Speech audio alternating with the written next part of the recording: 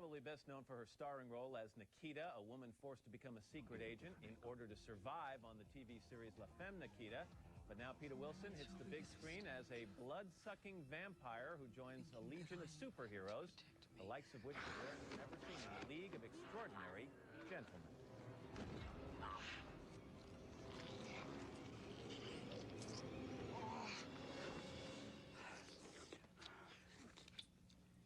Extraordinary.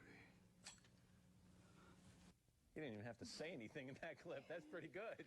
Peta Wilson, nice to see you. Good morning. This is based on a comic book. Sean Connery was here the other day. And for people who aren't familiar with the comic book, describe how this League of Extraordinary Gentlemen comes to be. Well, basically, there's a big war going on in the world, and no one's winning. There's rockets, there's all kinds of artillery we've never seen before. The UN gets together, there's a big problem. The Queen comes in, Scotland Yard, and they say, what can we do? Well, we're going to have to fight the worst with our worst. Let's gather all the people we've ostracized from society.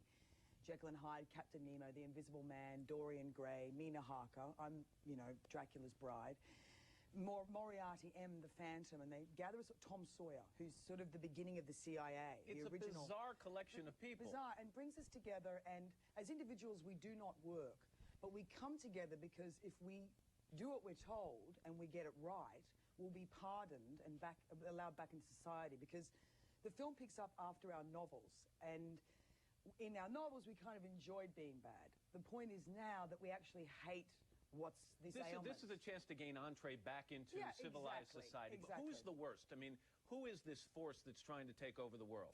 The Phantom. But I mean, who is the Phantom? I'm not telling. Come on. No, you have to see the movie. Tell me a little bit about Mina Harker. She's a vampire, and I love what it says in the movie notes about it. Her role, invincible weapon, scientific investigation. Her attributes, vampiric biology, lethal strength, razor-sharp teeth, and paranormal speed. Yeah. She's the gentle and gentleman, though. You know, that's the thing about Mina. What can I tell you about Mina? She's probably the most powerful of all of them. And I kind of lay back a bit because the demon that lives inside of me is so much more horrific than any of them.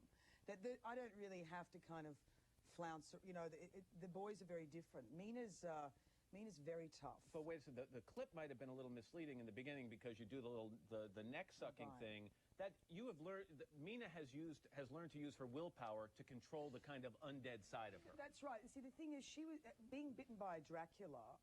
She's got enough of him flowing through her veins that if she gets emotional at all, angry, excited, nervous, whatever, any kind of emotion at all, he comes up and God help the person in front of her. So she has learned to control her emotional side because that's when Dracula arrives. So she's got to kind of put a lid on it. But there's certain things that, you know, get her excited. So she, you know, she has this, and she's not very comfortable about it. She doesn't like this unvirtuous side of herself, but she's great. She's a really fun part. And what was it like to shoot this? Because you're used to the kind of butt-kicking roles as Nikita, but I would imagine in the film there's a lot more being done with special effects than was done on Nikita. Yes, we were very garage. It was a lot harder, Nikita. I had to do it myself. Now they've got these computer graphics and all the guys from The Matrix. It was great fun. Someone said to me, it must have been so difficult to do that vampiric stuff. And I said, that was easy. You know, being repressed and being a woman from the 18th century and not speaking and being seen and not heard was extremely difficult for me, being a contemporary woman who doesn't mind having a little chat.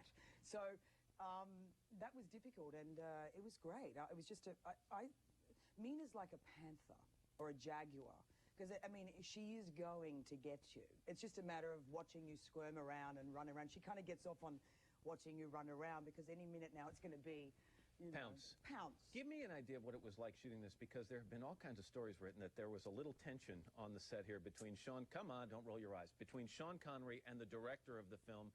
Listen, he went to a premiere recently, Sean Connery, and they asked him about the director. He said, ask me about someone I like. I mean, it was tough. Was there tension present on the set? Well, you know, one's a vegan, one's a meat eater. You know, like, that's kind of how I sort of put it. Sean likes his meat. Stephen likes he's a vegan and he's a skateboarder. Sean's a jazz dancer. I mean, you know, artistic differences I call them little passion spurts. You know, there was no arguments. It was just So this little was boys. These were artistic differences. Yeah, no, tiny little things, and I think it did really well for the film. The film it really gets hold of you, and you sit on the edge of your seat for the entire movie. You mentioned. And I think it's because of Stephen and Sean and the way they both were together. They're just so different. You mentioned tiny little boys, but you brought your tiny little boy to the Yeah. set. You shot in Prague, by the way, during those horrific floods. And you had your 3-month-old My son, baby. Marlo, on set. I had Marlo there, and you know, when they had their little passion spurts, I just realized that every man is someone's little boy, you know, and that Sean and Stephen were both someone's little boy, and they probably weren't fed long enough. Who knows why they were that way. But the floods themselves were horrific and so sad for the people of the cities. Really sad. And, you know, we're making a very big movie, and it's like the budget of our film could have, you know, maybe fixed the city. They shut down production. Which seems insignificant, as you say, compared to the suffering that's going on for the people of Prague. Exactly. And they shut the film down for a month. We lost all the sets, you know, whole half of the sets, which took 6 months to build. And, you know, they geniusly rebuilt them. The Czech people were amazing. And Sean Connery did a whole sort of thing where he donated a lot of money to the people of our set who lost their homes. And we're doing a big premiere in Prague, and all the money from that will go to the flood relief because the insurance companies couldn't cover it. So Well, the movie is called The League of Extraordinary Gentlemen. Peter Wilson, it's nice to have you here. Thanks very much. Good luck with Marlo. Thank you.